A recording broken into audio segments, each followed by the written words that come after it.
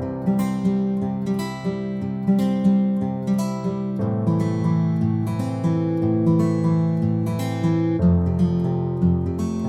tout cas, bienvenue à tous et merci, d'être présents pour cette nouvelle session RH Live. Comme je vous le disais à l'instant, cette session traite justement du développement des compétences comportementales lorsqu'on est RH, lorsqu'on est manager. Et avant tout, il m'a semblé essentiel de pouvoir, revenir sur, ce qu'étaient les compétences comportementales, ce qu'on appelle également les soft skills. Et en ce qui me concerne, je suis Aurélien Miseret, spécialiste des, comportements humains, des compétences comportementales et de la gestion des émotions. Et j'interviens notamment avec la structure Management RH sur l'ensemble de ces thématiques. Et à côté de ça, je suis le président et le fondateur de l'Afterwork RH. Tout au long de cette session, je vais essayer de l'illustrer au maximum par des exemples qui sont complètement ancrés dans votre réalité, dans votre quotidien. N'hésitez pas à me poser des questions, que ce soit par le chat ou directement en ouvrant vos micros pour créer une forme d'interaction. C'est évidemment souhaité et souhaitable. N'hésitez pas aussi à allumer vos caméras parce que c'est toujours plus humain que de voir des sourires, des réactions et des... Voilà, merci beaucoup Michel. Pendant une heure, c'est beaucoup plus sympa que de voir vos sourires et de voir vos réactions à ce qui a amené. Donc n'hésitez pas. Et bonjour Jérôme. Et bien évidemment, ensuite, tous les éléments que vous verrez donc, dans cette présentation, la présentation elle-même, les cours, les vidéos, tout ça sera ensuite envoyé directement par mail. Alors, je vous propose qu'on commence de suite avec l'intro et le programme des réjouissances. Ce qu'on va voir aujourd'hui, c'est évidemment que sont les soft skills, pourquoi les développer, et les compétences comportementales prioritaires en 2022, comment on les définit, comment on les amène, et comment finalement on arrive à les intégrer dans nos pratiques au quotidien. Ensuite, on verra comment aller plus loin avec ces différentes thématiques. Alors, quand on parle de soft skills, de quoi parle-t-on? Il n'existe pas de définition officielle qui fasse consensus autour des soft skills, parce que on a du mal à définir exactement ce terme. On parle de compétences comportementales, on parle de compétences molles, à contrario des compétences dures, j'imagine. Mais en tout cas, une chose est certaine, c'est qu'il n'y a pas de définition qui fasse consensus. On oppose en général les compétences comportementales aux compétences techniques. Autrement dit, les compétences techniques, c'est lié à un savoir-faire évidemment technique. Typiquement, je sais créer un tableau croisé dynamique sous Excel, et en 2 jours de formation, je sais, quel que soit mon niveau d'Excel, je sais maîtriser les tableaux croisés dynamiques, finalement. Parce qu'il y a des techniques, il y a un process à respecter, il y a une méthode à respecter, et lorsqu'on l'apprend, on est techniquement capable de réaliser telle ou telle tâche. Et finalement, les compétences techniques, ce sont toutes les compétences qui sont liées à l'utilisation d'un logiciel notamment, à l'utilisation d'un outil spécifique ou de l'application d'une méthode.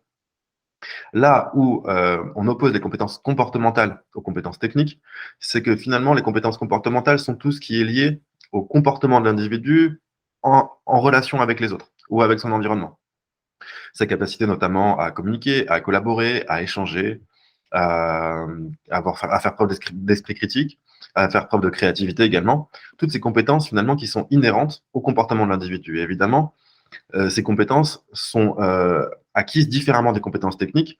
En général, c'est lié à un travail d'observation dans le temps, à un travail d'acquisition, effectivement par l'observation, mais aussi par l'écoute et la formation, on le verra ensuite, parce que finalement, notre cerveau nous sert à tout un tas de choses. Il nous sert évidemment à apprendre, à conceptualiser, à rêver, à se projeter, à conscientiser, à concevoir, et tous ces verbes d'action, finalement, qui sont inscrits sur ce schéma. Et cette adaptation qui est permise par notre cerveau, cette capacité qu'on a, on l'a depuis très longtemps. Et on la travaille depuis très longtemps. C'est à travers un système, encore une fois, d'apprentissage tout au long de la vie, qu'on arrive à développer ces compétences comportementales. Et notamment la gestion des émotions. C'est quelque chose qui est inhérent au fonctionnement de l'individu, qui est souvent aussi inconscient. Et je vais vous donner un exemple pour ça. Typiquement, lorsqu'on parle de gestion des émotions et pourquoi la gestion des émotions est partout et permanente, si je vous tends une tasse de café chaud ou de thé chaud, peu importe, spontanément, en fait, votre premier réflexe, ça va être de faire attention à ne pas vous brûler. Donc, en fait, finalement, vous avez acquis, vous avez compris tout au long de votre parcours que lorsqu'on vous tend une tasse de thé chaud, il y a un risque de se brûler. Et donc, du coup, vous allez mécaniquement faire attention à ne pas vous brûler et vous allez ensuite déguster cette tasse de thé chaud ensuite. Le point, c'est que ce mécanisme de faire attention à ne pas se brûler, c'est finalement une émotion, la peur, de se brûler. Mais ce mécanisme-là est tellement ancré profondément en nous et tellement lointain et inconscient, ça se passe de manière tellement rapide qu'on ne s'en rend pas compte. Mais systématiquement, en fait, on a une attitude émotionnelle, même par rapport aux toutes petites choses de la vie. Donc imaginez, dans le cadre professionnel, ou lorsqu'on a des échanges de relations tout au long de la journée avec les personnes avec qui on travaille. Ces réactions émotionnelles inconscientes sont euh, permanentes et surtout, elles conditionnent nos comportements. Alors, quand on parle de compétences comportementales, ce qui me paraît essentiel, c'est de revenir sur ce schéma-là. Une compétence, qu'est-ce que c'est? C'est issu de connaissances. Donc, la première des choses, en tant que professionnel de la formation que je suis, c'est de revenir au basique de la définition de compétence. Une compétence s'acquiert sur la base des connaissances. Les connaissances, c'est ce qu'on va acquérir en formation notamment.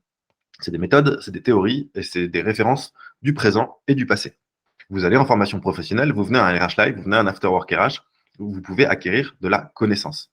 Et cette connaissance-là, une fois que vous l'appliquez dans un contexte professionnel, dès le lendemain d'une formation professionnelle, vous allez appliquer concrètement ces connaissances.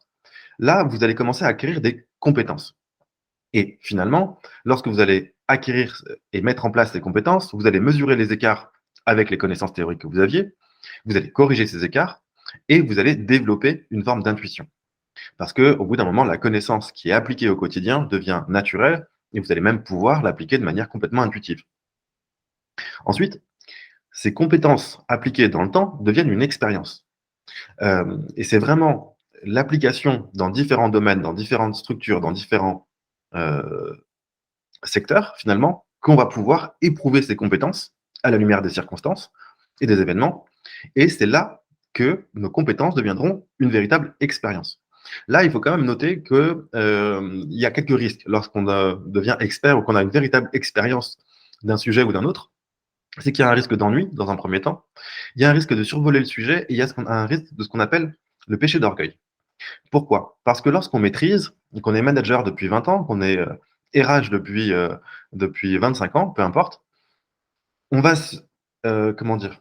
Oui, pécher par orgueil. Qu'est-ce que je veux dire par là? En disant, oui, c'est bon, je connais ce type de profil, je connais ce type de personne, mais tu l'as écouté pendant l'entretien? Oui, mais j'ai vu son attitude, j'ai vu sa façon d'être et finalement, au vu de l'expérience que j'ai, je sais que c'est pas la personne qui correspond. Ce que je veux dire par là, c'est qu'au bout d'un moment, lorsqu'on a une grande expérience dans un domaine, on finit par se dire qu'on connaît tellement bien le sujet qu'on n'est plus directement concerné par ce sujet.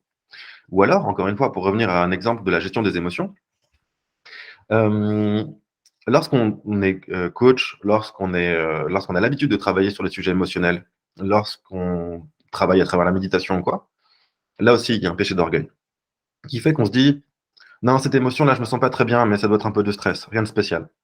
Mais je connais bien les émotions, ça fait des années que j'y travaille, ça fait 10 ans que je suis spécialiste des émotions. Aujourd'hui, là, c'est bon, c'est un peu de stress, rien d'autre. Et en fait, finalement, plus on va connaître et mieux on va connaître ces processus de développement de compétences comportementales ou de gestion des émotions, et plus on est sujet à ce type de risque, à ce type de fonctionnement finalement, en se disant, non, c'est bon, je connais mon sujet, je maîtrise la gestion des émotions, et encore plus me concernant. Et d'après moi, le risque majeur vient de là. C'est-à-dire que comprendre le fonctionnement des compétences comportementales, comprendre la gestion des émotions, c'est finalement assez accessible. Lorsqu'on s'y intéresse, il y a pas mal d'ouvrages disponibles là-dessus, notamment l'ouvrage de Simon Sinek, pardon, de Daniel Goleman, L'intelligence émotionnelle, que vous devez certainement connaître. C'est un pavé énorme, mais vraiment passionnant, sur le fonctionnement en fait des émotions chez l'humain. C'est le premier ouvrage qui traite sérieusement de l'intelligence émotionnelle. Il a été publié pour la première édition en 1994. Ça veut dire que sur 2000 ans d'évolution, on a commencé à s'intéresser à ce qu'on appelle l'intelligence émotionnelle au bout de 1994 ans. C'est génial, non?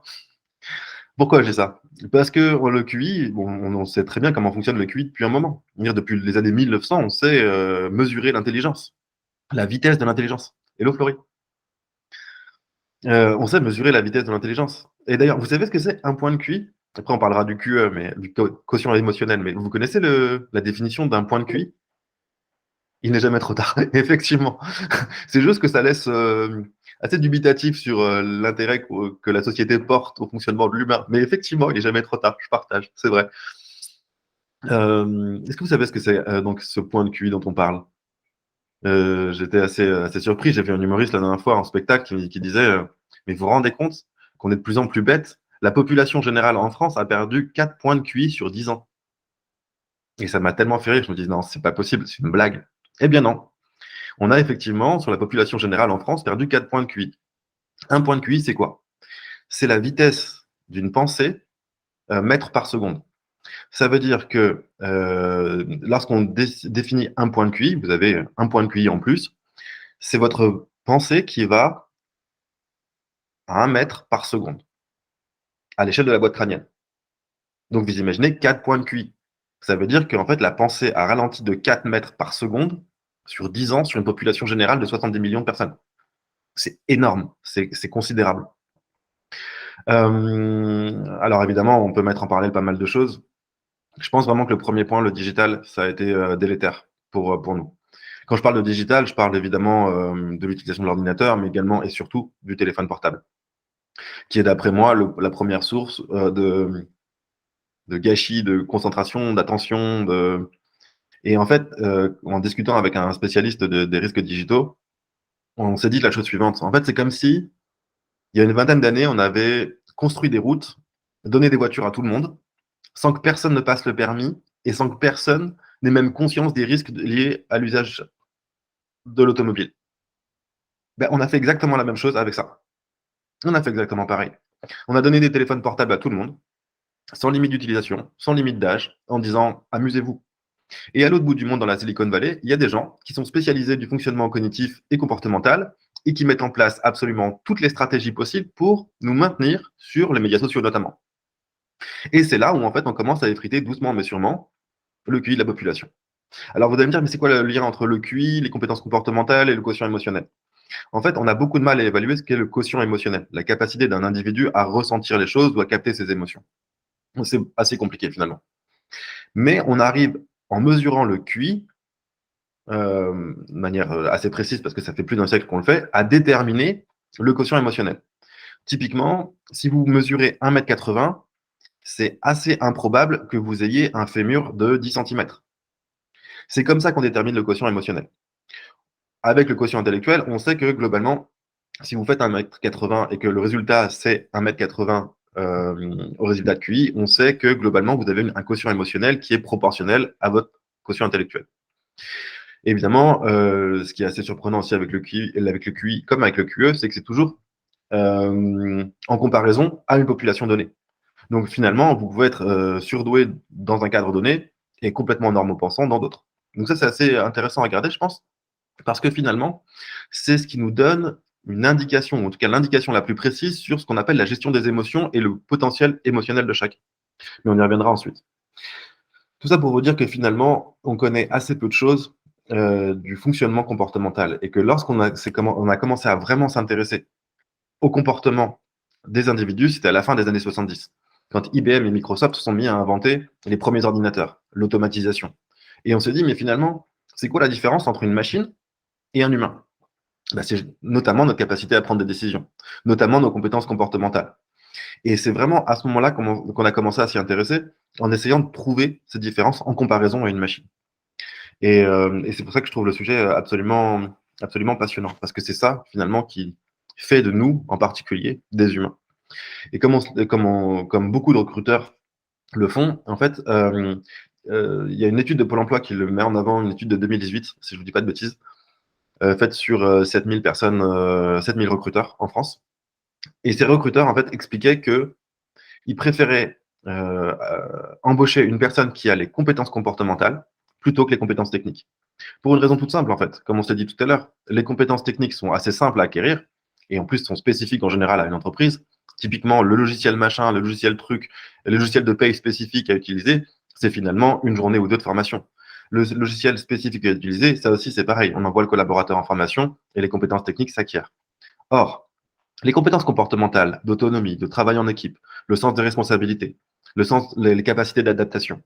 Tout ça, en fait, c'est beaucoup plus long et beaucoup plus compliqué à acquérir pour un individu. Donc, les recruteurs vont spontanément privilégier un fonctionnement, ou en tout cas, euh, une attitude de la part des individus, des comportements qui sont propices, justement, à aller développer d'autres compétences, notamment la capacité d'apprendre à apprendre. Donc là, vous voyez le classement par ordre d'importance des compétences comportementales associées euh, aux individus, ce qui sont attendus par les recruteurs. Donc, si je les balaye rapidement, il y a la capacité d'adaptation, comme je vous le disais, il y a la capacité à s'organiser, à prioriser les tâches, à connaître et à respecter les règles, les capacités d'initiative et de créativité, la capacité à actualiser ses connaissances, à travailler sous pression et à gérer le stress. On revient sur la compétence de gestion des émotions et le sens de la relation client. Et en fait, comme je vous le disais tout à l'heure, on a commencé à s'intéresser à ces compétences comportementales en nous comparant finalement aux machines. Et l'OCDE a défini 4 compétences comportementales majeures sur lesquelles les individus pouvaient largement développer leurs compétences. Ces 4 compétences, c'est évidemment l'esprit critique. Alors, je parle bien de l'esprit critique, pas l'esprit de critique. Ça, c'est vraiment critiquer ses collègues parce qu'ils ne sont pas venus avec le bon dress code ou qu'il n'y avait pas les bonnes chaussures ou que les vêtements étaient dépareillés. C'est pas de l'esprit critique, c'est l'esprit de critique. Et c'est beaucoup moins constructif pour du coup. Il y a deux excellents épisodes de Story RH par Patrick Storey et Maë Bossu, Bossu, je crois, il me semble. J'ai peur d'écorcher son nom. Mais en fait, Story RH, c'est un podcast que vous trouvez sur YouTube, que je vous enverrai ensuite, qui traite d'énormément de sujets RH. C'est d'une richesse incroyable. Et ils ont fait 2 podcasts sur l'esprit critique pour définir ce qu'est l'esprit critique dans un premier temps et qu'est-ce qu'est l'esprit critique dans l'entreprise. Donc ça fait partie des éléments que je vous envoie juste après la session. Et pareil, n'hésitez pas à vous abonner à leur chaîne YouTube, elle est vraiment, vraiment bien faite. La créativité. La créativité, c'est un vaste sujet. Comment on arrive à mettre en place des méthodes d'itération efficaces, comment chacun comprend le processus de créativité qui lui appartient, et finalement, qu'est-ce que la créativité dans l'entreprise? Est-ce que c'est uniquement pour sortir et développer de nouveaux produits, de nouveaux services, ou est-ce que ça peut aussi concerner des modes de fonctionnement internes si on arrivait à être créatif sur les modes de management, si on arrivait à être créatif sur le contrôle de gestion, si on arrivait à être créatif sur l'organisation. Et finalement, la créativité s'applique sur l'ensemble des pans de l'entreprise. Mais si vous vous amusez, parce que c'est bien ça dont il s'agit, c'est la créativité, comme dirait Einstein, c'est l'intelligence qui s'amuse. Et il avait entièrement raison. Si vous vous amusez à innover et à être créatif et à utiliser toutes les opportunités qui vont se donner justement pour ramener une forme de créativité, vous allez stimuler les personnes qui sont concernées par cette mobilisation que vous proposerez. Typiquement, Florie, demain, vous arrivez dans votre entreprise, vous arrivez dans votre service RH en disant, et si on prenait un temps, on prenait 1 heure, on prenait 2 heures pour réinventer ce process-là, pour voir comment on peut mieux faire cet autre process, vous allez stimuler nécessairement l'envie des collaborateurs qui pourront proposer, qui pourront échanger et qui pourront voir leurs idées s'appliquer concrètement pour changer les choses et changer des choses qui peuvent ne pas leur plaire ou tout simplement s'améliorer. Dans le cadre de l'amélioration continue, typiquement, la créativité, ça reste quand même un des moyens d'innover, soyons clairs. La collaboration et la coopération, ça très clairement, c'est aussi une des compétences comportementales mises en avant par l'OCDE. C'est la capacité qu'on a à interagir.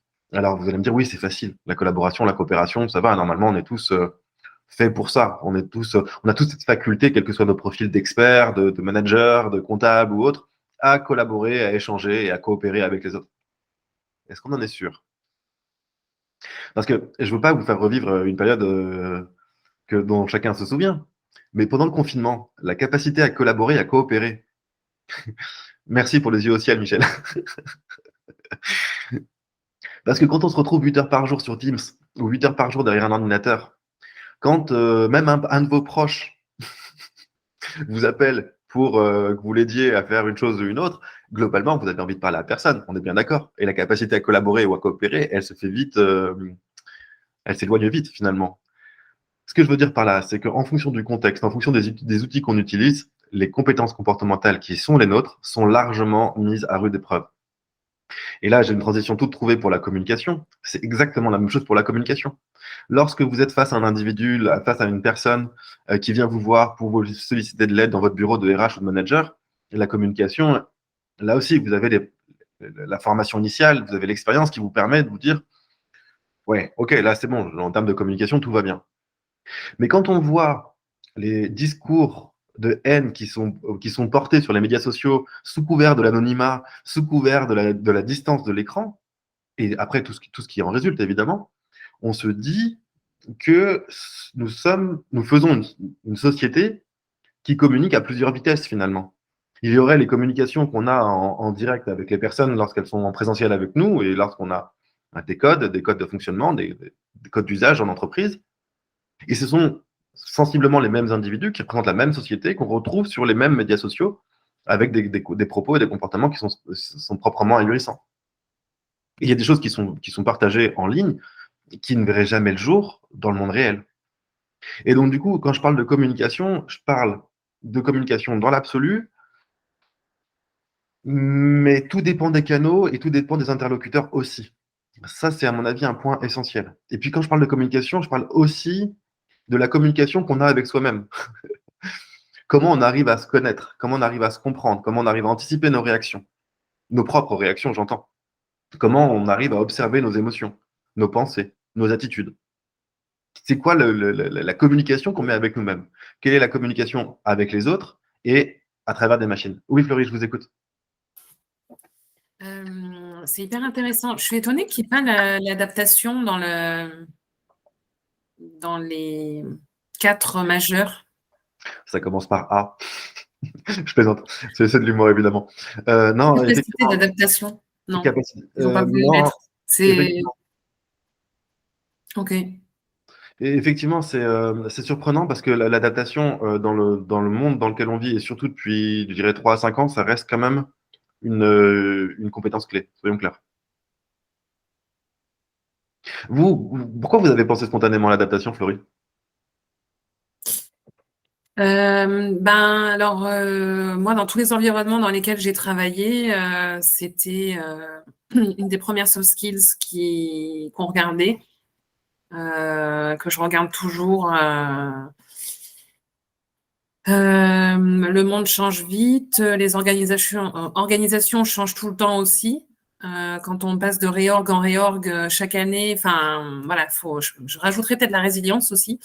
Mais oui, je trouve que c'est dans le monde actuel aussi très très important. Je suis d'accord avec les 4, hein, enfin il n'y a pas de sujet. Mais ouais, j'étais étonnée parce que je trouve que c'est hyper important. Sans être un darwiniste extrémiste, si je peux m'exprimer ainsi, l'espèce, ou en tout cas la population qui survit, c'est pas les plus forts, c'est pas les plus riches, c'est pas les plus intelligents, quoique, c'est ceux qui arrivent à s'adapter le mieux, en fait. Et la définition originelle, je dirais, de l'intelligence, c'est l'adaptation. C'est la capacité à adapter son comportement, sa façon d'être et c'est même ses propos en fonction du cadre dans lequel on est. Et effectivement, l'adaptation, quand on voit les transformations de société majeures qu'on a depuis 3 ans, encore une fois, c'est vraiment une compétence comportementale essentielle que de faire preuve d'adaptation. Et c'est et l'adaptation et la collaboration qui font qu'une espèce arrive à survivre ou à s'en sortir de n'importe quelle situation. Ça, c'est vraiment, à mon avis, quelque chose d'extrêmement important à regarder. Effectivement, l'adaptation, c'est vraiment quelque chose qui, à mon avis, est pas assez mis en avant, pas assez valorisé, notamment. Est-ce que en tant qu'RH, on met forcément en avant lors d'un entretien de recrutement que la capacité d'adaptation d'une personne peut être un atout pour l'entreprise? Je suis pas sûr. Et pour le coup, c'est quand même quelque chose d'essentiel, effectivement.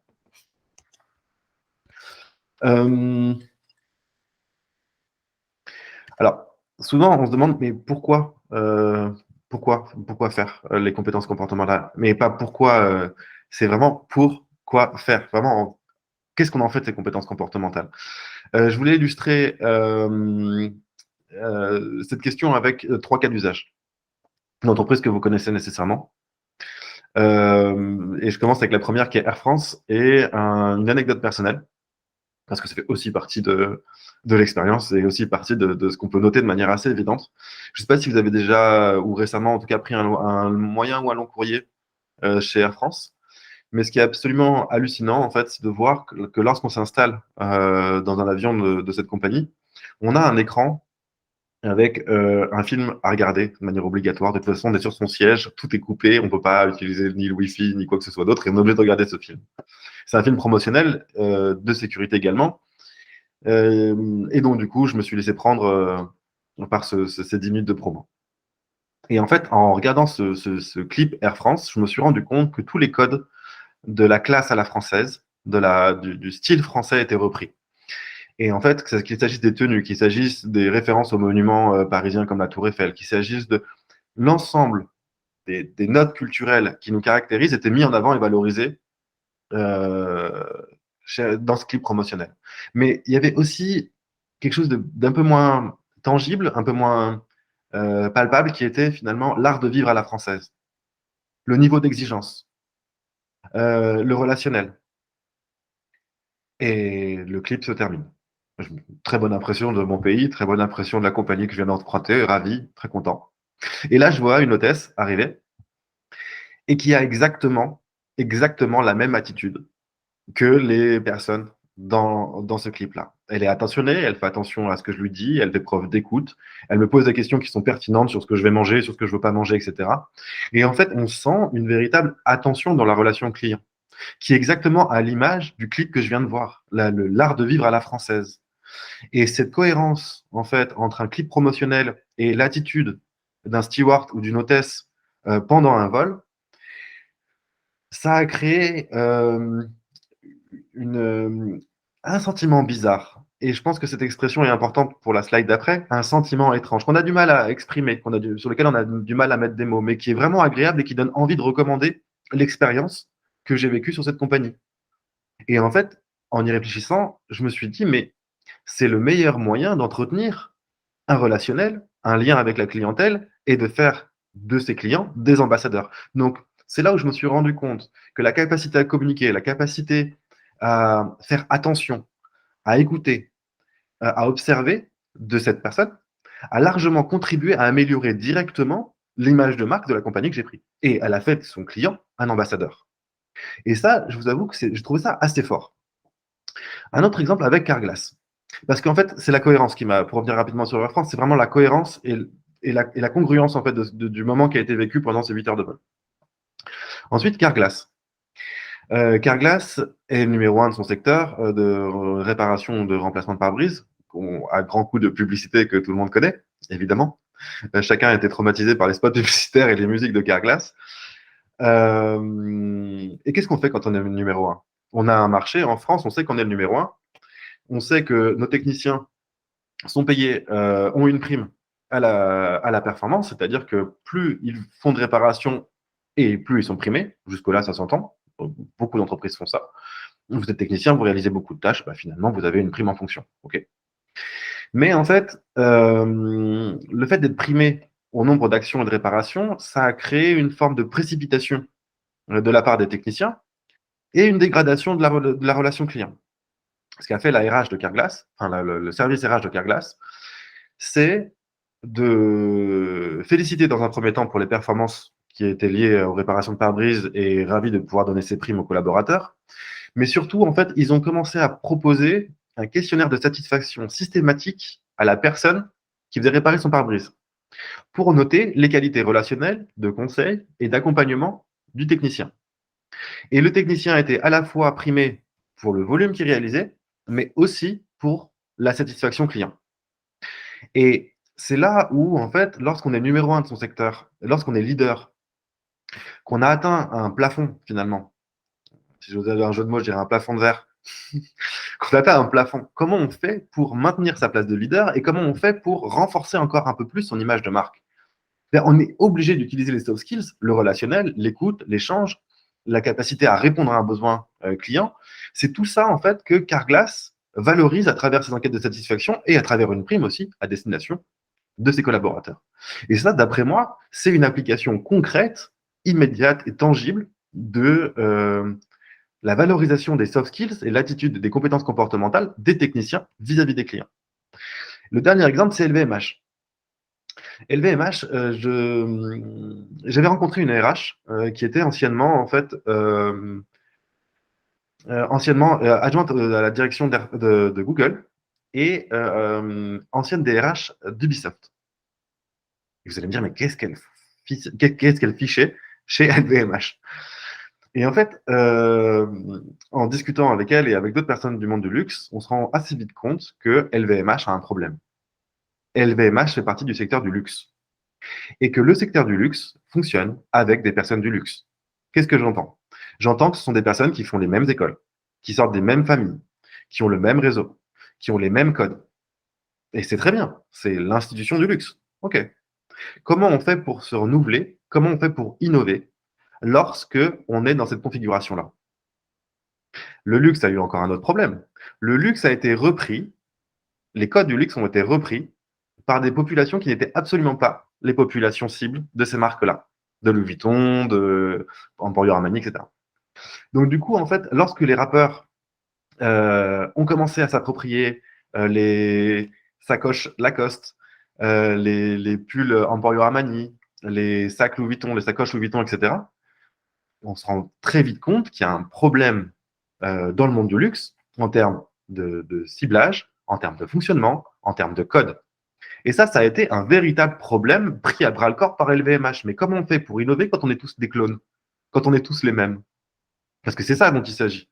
C'est peut-être un peu dérangeant et j'espère que les personnes sur YouTube, en tout cas, ne m'en voudront pas d'entendre ça. Mais pour le coup, c'est ça. C'est-à-dire que le monde du luxe est vraiment, comment dire, fonctionne en microcosme. Et ce microcosme-là induit nécessairement à terme des problèmes. Et là où LVMH a pris un risque majeur et qui est courageux, un risque courageux, très clairement, c'est d'aller chercher des personnes du monde de la tech. Et ça, c'est incroyable que d'avoir osé le faire. Parce que quand on connaît le monde de la tech, ce sont des personnes qui viennent bosser en basket, où tout le monde se tutoie, où dès qu'il y a un problème, on a cette capacité à y aller et à le résoudre parce que finalement, on a une équipe de développeurs alors qu'on est responsable RH ou DRH. Ça, c'est incroyable. Florie, vous me direz si vous avez 4 ou 5 développeurs qui bossent pour vous en permanence dans votre service RH. Voilà. Quand on a à la tête d'un service RH qui arrive à hacker LinkedIn parce que les développeurs sont de Google ou que les développeurs sont d'Ubisoft, bon, globalement, on ne part pas avec les mêmes avantages que les autres. On a un fonctionnement, on a une vision du monde qui fait que si on a besoin d'une base de données de 5000 personnes, on fait ça. Ça change complètement la notion au monde. Et lorsqu'on arrive chez LVMH et qu'il faut harmoniser les 24 maisons, je crois, Moët et Chandon, encore une fois, Louis Vuitton, etc., toutes les maisons, quand il faut harmoniser les process RH de toutes ces maisons en disant, écoutez, on va prendre un SIRH pour chacun, pour l'ensemble du groupe, et que chacun va pouvoir gérer, vous imaginez le grand écart finalement qui existe entre le fonctionnement initial et l'objectif de la direction, ne serait-ce qu'au niveau des ressources humaines? Et c'est ça, à mon avis, qui est notable, c'est l'adaptation de la culture d'LVMH, l'adaptation et la transformation souhaitée. Et comment ils ont fait? Ils sont allés chercher ailleurs. Ils sont allés prendre un risque, finalement, en prenant des personnes avec une culture complètement différente, justement pour innover. Et ça, concrètement, dans une entreprise, on ne le voit pas tous les jours. Parce qu'on est souvent à l'aise avec les personnes qui nous ressemblent, finalement. Et là, il y a une véritable démarche de la part d'LVMH que je tenais à saluer. Je voulais amener aussi une notion essentielle qui est développée par Simon Sinek et pas Simek, j'ai fait une petite erreur. Je vous enverrai sa vidéo ensuite. Je ne sais pas si vous avez déjà entendu parler de cette notion qui est le why, le pourquoi. C'est difficile à traduire. C'est difficile à traduire en français parce qu'on parlait du pourquoi, c'est un peu étrange de dire mais c'est quoi mon pourquoi? Qu'est-ce qui me fait lever le matin? Pour illustrer cette notion de Simon Sinek, je vais reprendre son exemple sur Apple et Dell. En ce qui me concerne, j'ai un ordinateur Dell. Et d'autres ont un ordinateur Apple. Lorsque vous achetez chez Apple, vous allez acheter vos écouteurs, votre téléphone, votre ordinateur. Et lorsque lorsqu'on vous propose de faire la même chose chez Dell, vous vous dites, ben non, en fait. Je n'ai pas envie. Alors que Dell fait de l'excellent matos. Enfin, vraiment. Vous allez sur les publicités de Dell, vous avez toutes les caractéristiques techniques, etc. Et justement, Dell explique très bien ce qu'ils font. Ils font quoi? Des ordinateurs comment ils le font très bien. Et ils restent là. Dell fonctionne ici.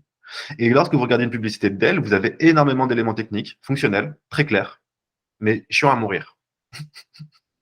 Qu'est-ce que ça veut dire? Ça veut dire qu'on comprend très bien les descriptifs, on comprend très bien, mais ça ne suscite aucune émotion. Ça ne suscite aucune action. Parce que le propre de l'émotion, c'est de susciter à l'action, et notamment à l'action d'achat. Qu'est-ce que fait Dell? Qu'est-ce que fait Apple? Apple fait la chose suivante. Ils ne vendent pas de caractéristiques techniques, ils ne disent pas ce qu'ils font, ni comment ils le font. Ils disent pourquoi ils le font. Qu'est-ce que je veux dire par là? La dernière fois que j'ai vu la pub du dernier Mac, iMac Air, etc., il y avait un écran blanc, une toile blanche, un Mac qui descend lentement, et une plume à côté, qui descend lentement avec une musique légère. Il n'y a aucune fonctionnalité, aucune caractéristique technique. Et lorsque Apple vous vend un ordinateur ou un téléphone, ils ne vous vendent pas un ordinateur performant. Ils vous vendent un moyen d'innover dans votre monde. Ils vous vendent la possibilité de réinventer votre travail.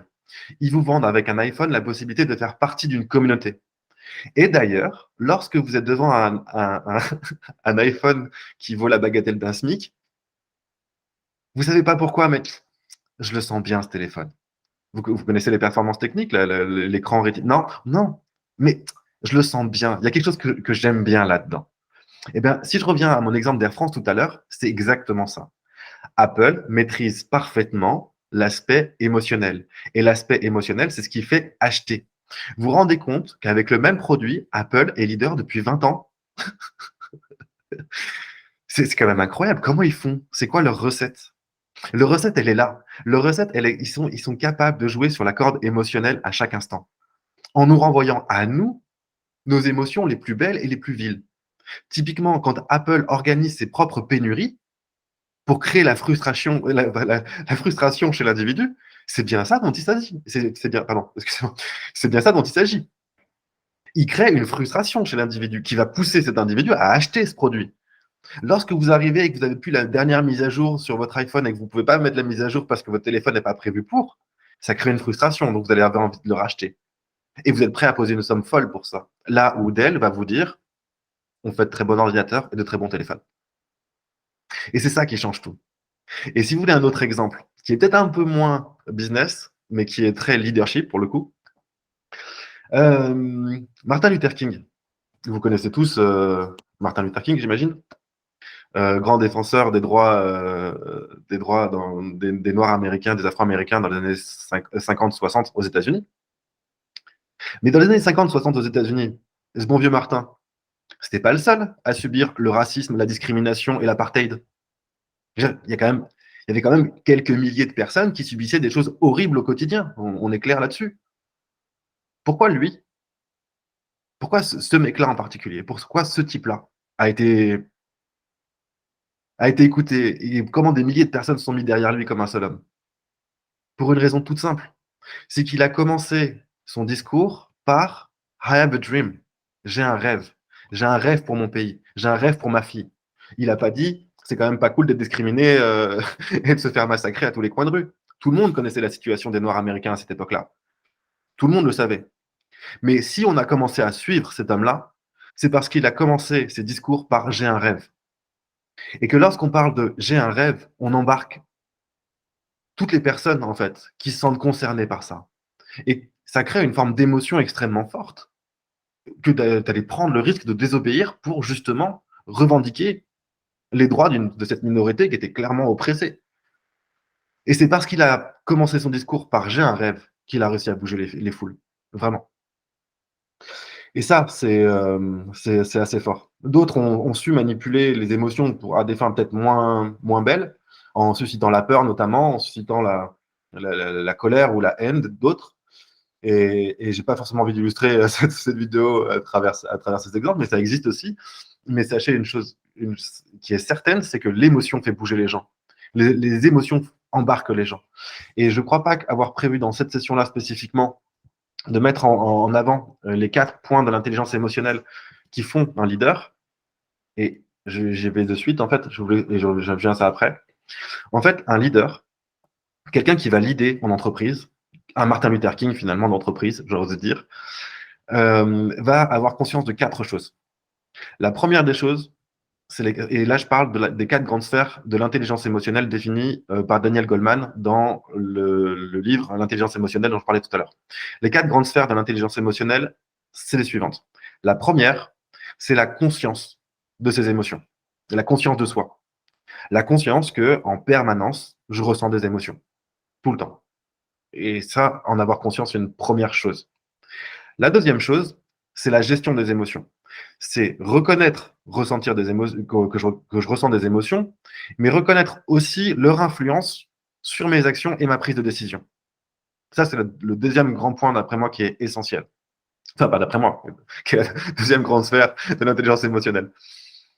La troisième sphère de l'intelligence émotionnelle, c'est l'intelligence interpersonnelle ou la relation aux autres. C'est avoir conscience que les autres aussi ressentent des émotions, tout comme moi d'ailleurs. Et ils sont en train de les gérer aussi, tout comme moi. Ça, c'est la troisième étape. C'est l'intelligence relationnelle. C'est la capacité à comprendre les émotions des autres.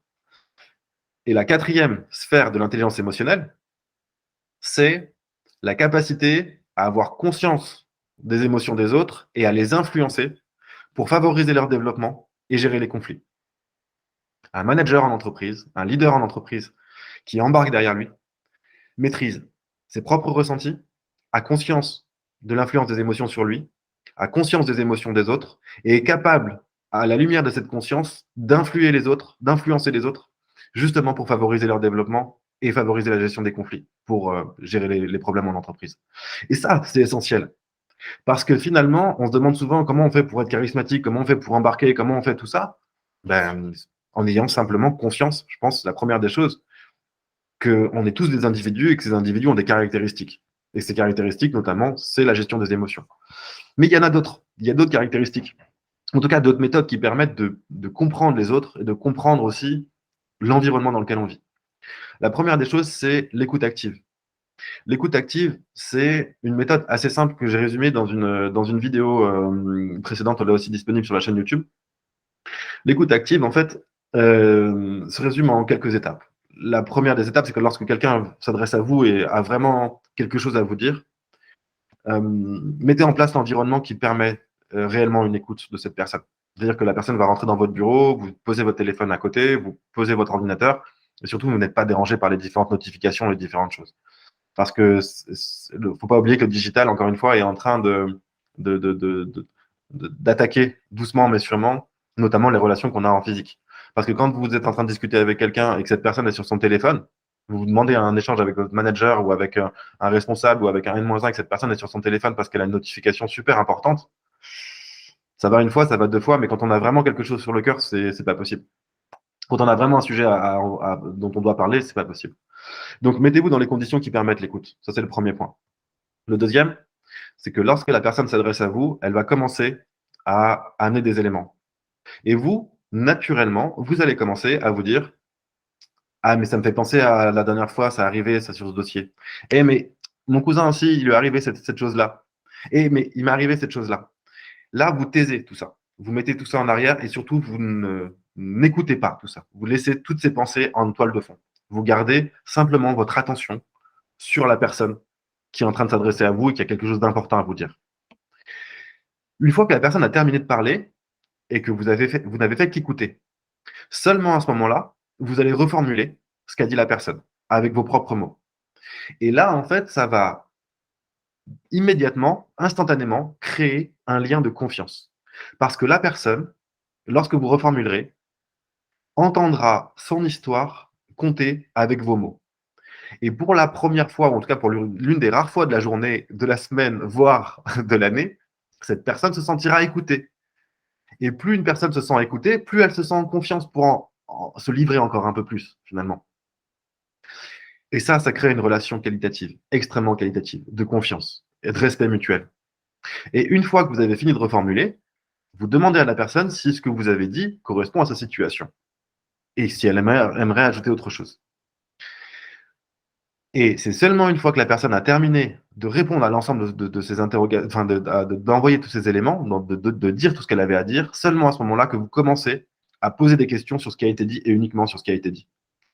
Et vous n'imaginez pas à quel point, finalement, cette technique qui tient en 3 points, écouter, reformuler et poser des questions, peut créer un lien de confiance et une qualité relationnelle avec tous les membres de l'entreprise. Et en tant qu'RH, en tant que manager, il me semble que l'écoute, c'est vraiment une compétence comportementale essentielle. Et là, je vous parle d'une situation managériale, mais ça pourrait très bien être le cas dans le cadre d'un recrutement. Vous avez un recrutement important à faire, essentiel à faire. L'écoute active, là encore, est un outil extrêmement important pour ne rien rater, pour ne rien louper et d'être complètement là dans ce qui est dit, dans l'échange. Les visualisations mentales, c'est d'après moi, là aussi, un outil de réussite majeur. Parce que lorsque vous êtes face à une situation où vous avez un examen, où vous avez une date butoir, où vous avez une échéance, où vous avez quoi que ce soit qui puisse vous stresser ou créer une forme d'inquiétude ou d'anxiété, ce que vous faites le soir avant de vous coucher, vous vous allongez, vous vous détendez, vous sentez la détente de vos muscles et vous allez commencer à visualiser les différentes étapes dès le lendemain matin, tout ce que vous allez faire pour arriver à ce moment un peu stressant ou un peu anxiogène pour vous. Et le fait de visualiser étape par étape tout ce que vous allez faire le lendemain, sentir et ressentir que tout se passe pour le mieux et tout se passe bien, vous allez en fait conditionner votre cerveau à ce que tout se passe pour le mieux et à ce que tout se passe bien. Et donc, du coup, vous allez induire quelque part les conditions d'une réussite potentielle. Alors, vous me direz, ok, Aurélien, t'es bien sympa, mais est-ce que c'est vrai ce que tu dis? Est-ce que ça marche vraiment? Ben oui, parce que notre cerveau a naturellement tendance à le faire. Sauf qu'au lieu de voir que tout se passe bien, il a tendance à voir que tout se passe mal. Et quand quelque chose nous inquiète ou nous stresse, un grain de sable devient une plage entière. Et là, c'est justement prendre le contre-pied de cette tendance naturelle qu'on a à faire mouliner son cerveau de manière un peu anxiogène. Et on a fait une expérience scientifique, et là aussi c'est l'objet d'un article sur Management RH. On a fait une expérience scientifique où on a mis 11 joueurs de basket dans un gymnase à s'entraîner au tir à 3 points, et on a mis une équipe de 11 joueurs dans une salle de classe à faire des visualisations mentales de panier. Au bout d'une semaine, on a mis les deux équipes dans un gymnase. À la fin de la session dans le gymnase, les deux équipes avaient exactement les mêmes résultats.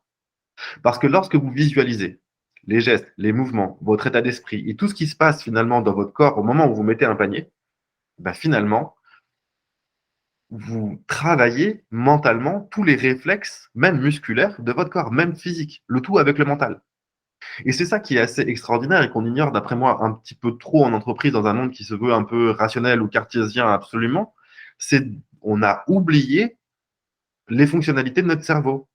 Ou alors on les a externalisées dans un téléphone portable ou dans un ordinateur pour se souvenir des numéros de téléphone, pour se souvenir de son trajet, pour se souvenir de tout ce qu'on n'a pas envie de retenir finalement. Mais en faisant ça, et j'en suis convaincu, le fait d'avoir externalisé son cerveau, son esprit et ses capacités cognitives à une petite machine vendue par Apple ou par Dell, globalement, je ne suis pas certain qu'on se fasse du bien et qu'on fasse du bien à nos capacités cognitives au quotidien. Et les visualisations mentales, c'est une façon de reprendre un peu le dessus là-dessus. Je vous parle d'un moment stressant que vous aimeriez préparer, mais demain, vous devez développer un site Internet, vous devez créer un process. Même si vous n'avez pas toutes les étapes exactement dans vos visualisations mentales, vous êtes en mesure de vous dire, je vais avoir besoin de tel échange, de tel outil, de faire ça à tel moment, etc., etc. Et le fait de planifier, d'envisager, encore une fois en visualisant que tout se passe bien, c'est ça la clé d'un succès programmé finalement. Et après, pour terminer, la gestion du stress, qui est quelque chose d'extrêmement commun dans nos sociétés et entreprises, j'entends. On est tous plus ou moins stressés. Il paraît-il qu'il y aurait le bon stress et le mauvais stress. Pour moi, il y a avant tout du stress. Le stress, c'est une émotion. C'est même une dérivée de la peur. Enfin, un dérivé de la peur, pardon. La particularité du stress, contrairement à la peur, c'est que le stress n'engage aucun risque, quel qu'il soit, ni physique, ni psychologique. Demain, vous êtes stressé parce que vous devez passer le permis de conduire. Même si vous échouez de manière lamentable à votre permis de conduire, normalement, vous sortirez complètement intègre de la voiture. Vous êtes stressé à l'idée de passer un entretien de recrutement ou un entretien avec votre boss. Normalement, à l'issue de l'entretien, votre intégrité physique et psychologique sont respectées. Normalement. Tout dépend de votre boss. Ce que j'essaye de dire par là, c'est que le stress génère des tensions physiques majeures, génère des sensations physiques importantes. Ça peut être de la sudation au niveau des mains, ça peut être une voix tremblante, ça peut être énormément de choses, une boule au ventre, ça peut être plein de choses. Mais la particularité du stress, c'est qu'on ne risque absolument rien. Et ça peut vous rassurer aussi, notamment les peurs, la peur. C'est une émotion pour le coup qui, cette fois, est basée sur un risque potentiel réel. Sauf que 92%, qui est considérable, 92% de nos peurs ne sont fondées sur rien de rationnel. Ça veut dire que dans 8% des cas, nos peurs sont éventuellement basées sur quelque chose qui pourrait peut-être nous arriver si on ne réagissait pas. 9 fois sur 10, il s'agit d'histoires qu'on se raconte basées sur rien. C'est une façon de relativiser aussi sur du stress et sur ce qu'on en fait. Voilà pour moi les éléments qui étaient essentiels à présenter aujourd'hui. Ensuite, évidemment, je vous inviterai à garder contact et aller plus loin à travers tous ces médias sociaux que vous voyez là. Et je suis sur l'ensemble de ces médias sociaux, sauf Snapchat, dont je n'ai toujours pas compris l'usage. Ouais, à partir du moment où on passe la trentaine, je pense qu'il se passe un truc. Oui, ce que j'allais dire, un petit peu trop vieux peut-être. Ah, merci Michel, je pense que c'est comme un vrai compliment. Il y a des moments où il faut, à nos âges, il faut peut-être plus s'adapter aussi à certains réseaux. Absolument, absolument. Et je partage 1000 fois. Ça donne même pas envie de s'adapter. Non, à moins de vouloir retrouver de la clientèle sur ce type de réseau, mais je ne suis pas sûr. Non, moi non plus. Juste pour les comprendre. Par contre, ça peut être intéressant comme laboratoire d'observation pour les comprendre. Mais, enfin, les jeunes, parce que c'est plutôt un réseau de jeunes et très jeunes. Absolument, et ça ressort pas nécessairement dans la presse pour les bonnes raisons. En général, on entend sur Snapchat des trafics en tout genre, enfin voilà, c'est pas, non, c'est pas forcément ce sur quoi j'irais spontanément. Et ça répond pas forcément aussi au même principe qu'un média comme LinkedIn, comme Instagram, comme YouTube, où on partage du contenu quand même. Enfin, il y a quand même une volonté d'amener quelque chose à son environnement. Là, ce qui est peut-être moins vrai avec Snapchat, mais je sais pas. Parce que je crois que c'est que éphémère, hein, Snapchat. C'est que des. Enfin, moi, j'y connais pas. Moi, j'ai des ados, enfin des grands ados à la maison, mais je n'ai jamais demandé vraiment quelle était l'utilité. Mais bon. Il me semble aussi que c'est beaucoup de messages éphémères, donc je ne vois pas nécessairement aussi le point. Est-ce que vous auriez des questions sur ce que vous avez entendu, ou en tout cas des réactions, des remarques que vous aimeriez amener ou des. Alors, moi, j'en avais une. C'est que merci parce que c'était super intéressant. Moi, ce qui m'interpelle, c'est de me dire que beaucoup d'entreprises aujourd'hui ne jouent pas sur justement l'émotion pour renforcer leur marque employeur ou pour essayer de recruter les bonnes personnes ou séduire les bonnes personnes et comme vous disiez, en fait, les entraîner à rester en plus fidèles en entreprise justement par l'émotion, comme le modèle Apple ou autre. Mais moi, je ne suis pas RH, donc je ne sais pas pourquoi, mais c'est une question. Il y a une entreprise qui a performé vraiment en termes de RH et en termes de marque employeur basée sur l'émotion, justement, c'est Decathlon.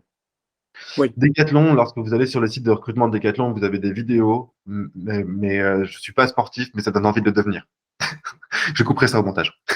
Non, vraiment, c'est fantastique de voir comment finalement, lorsqu'on arrive dans un rayon de Decathlon, que ce soit le rayon équitation, boxe, ce que vous voulez, on a des passionnés qui sont passionnants et qui nous feront acheter n'importe quoi.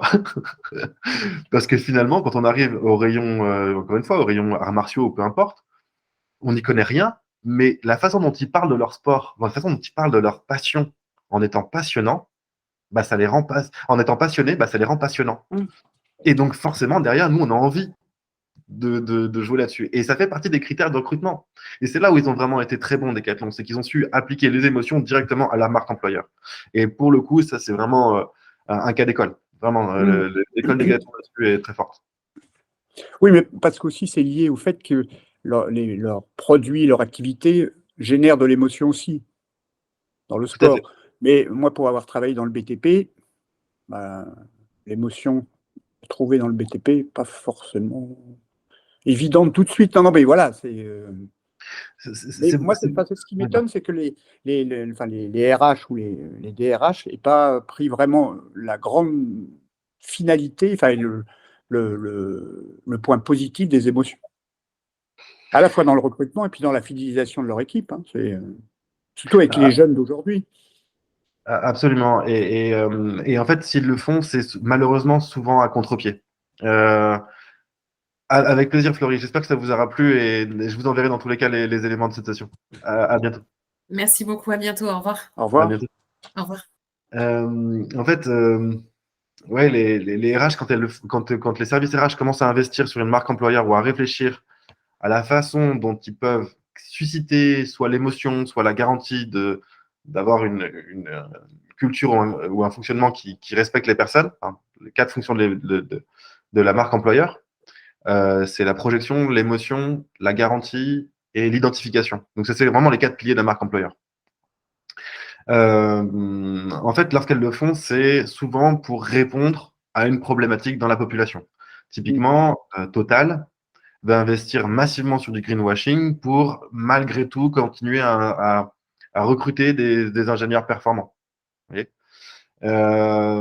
McDonald's qui va mettre des publicités, des grands spots de pub pour expliquer qu'ils recrutent des étudiants, qui les forment à Bac+5, qui leur donnent des conditions de travail qui en sont, etc., etc. Et ça marche en plus, ça fonctionne très bien sur une partie de la population et ils investissent là-dessus.